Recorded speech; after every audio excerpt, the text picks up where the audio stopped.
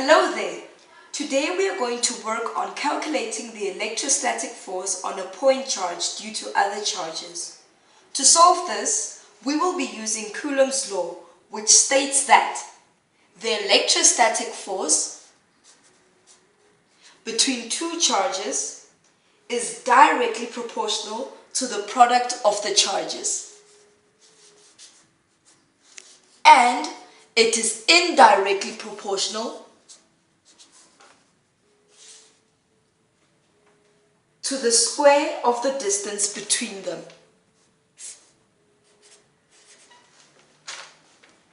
So, there is a formula that we're going to be using in order to calculate this. The formula that we're using says that F, which is the force between the charges, is equals to K, which is Coulomb's constant, Q1, Q2, which are the two charges between them, and R squared, the distance between the two charges. Now, to the sum. Let's say that there are point charges O, P, and Q. Calculate the electrostatic force on Q due to P and O. So now we have the point charges O, P, and Q. Q is positive, and so is O. And P is negatively charged. The distance between Q and O is 5 meters, and the distance between P and O is 6 meters, and the distance between Q and P is 7 meters.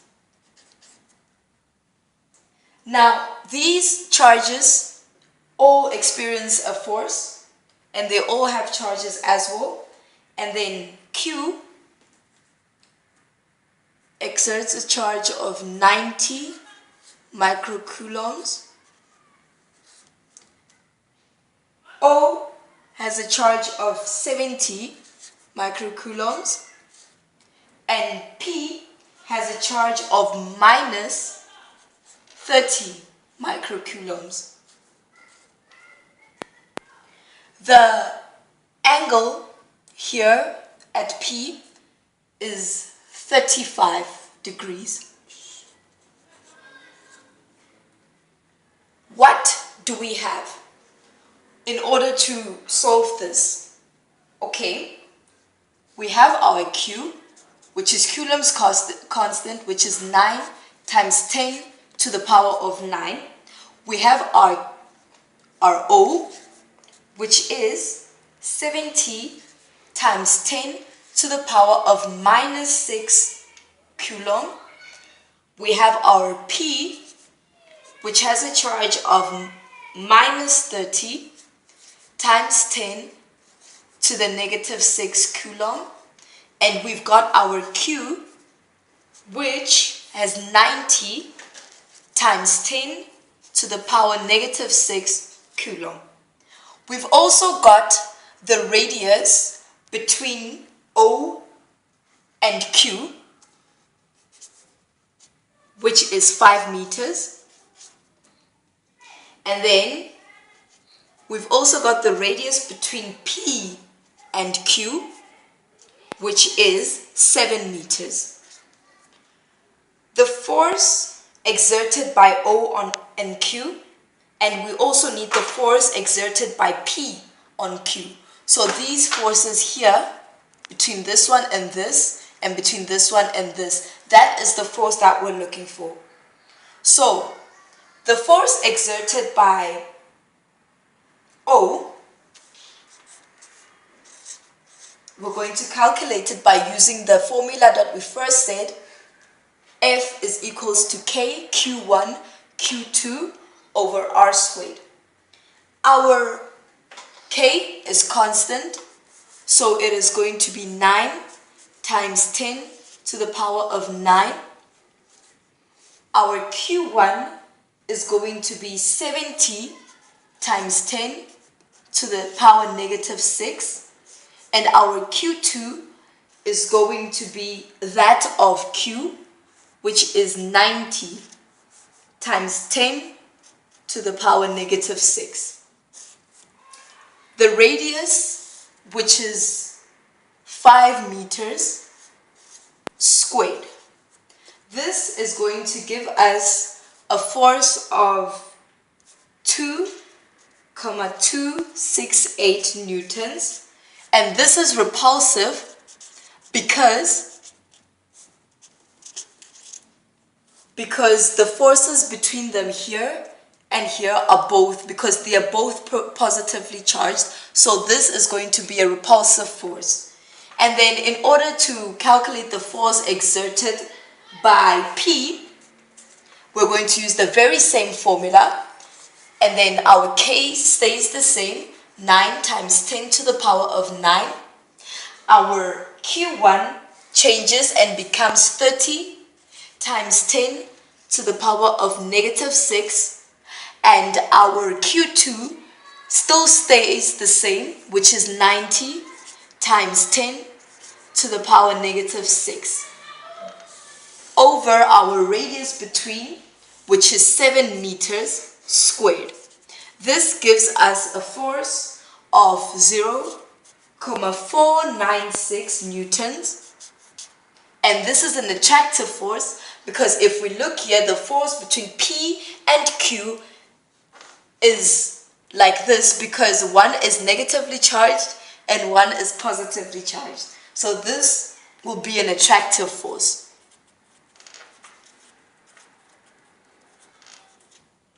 Now that we've got our charges that are exerted on Q, we need to resolve these into components. Okay, the force exerted by O only has one component, which is 2,268 newtons upwards. It is upwards because the forces between them here and here goes upward, because 90 microcoulombs is more than 70 microcoulombs. And then F exerted by P has an X and a Y component. How are we going to solve this? We are going to say we're going to put our X-axis as well as our Y-axis. So it's going to look something like this. And we know that our angle between is 35 degrees. So this is what we're going to put in here, 35 degrees. And we know that the force exerted by P here is 0,496 newtons. Now we have to work out the missing sides. In order to get the X value, we are going to say cos 35 degrees is equal to X over 0,496. Multiply both sides by 0,496. We're going to get 0,496 cos 35 is equals to X. And when you work that out, you're going to get your X as 0,406 newtons. And this is to the left.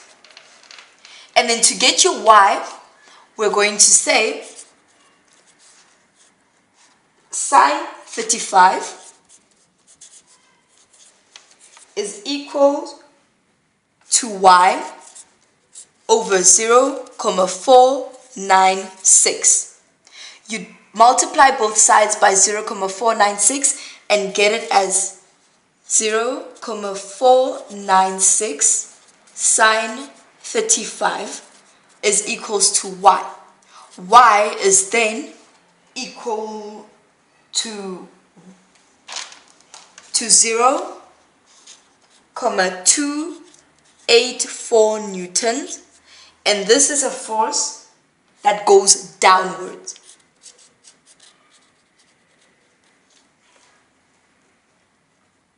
And so, now that we've calculated the different forces that are acting and we've resolved into components, we need to calculate the resultant's coordinates. And then we're going to say that we're going to use the vertical forces now. So we're going to say the vertical forces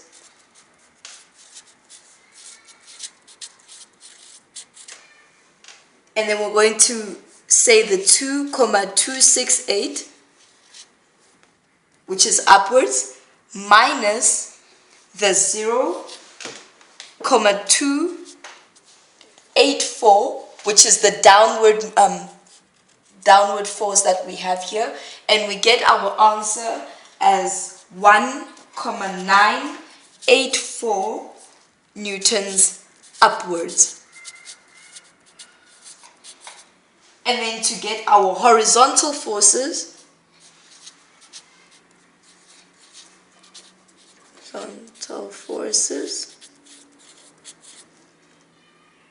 it is just the one that is left behind, which is 0,406 newtons to the left.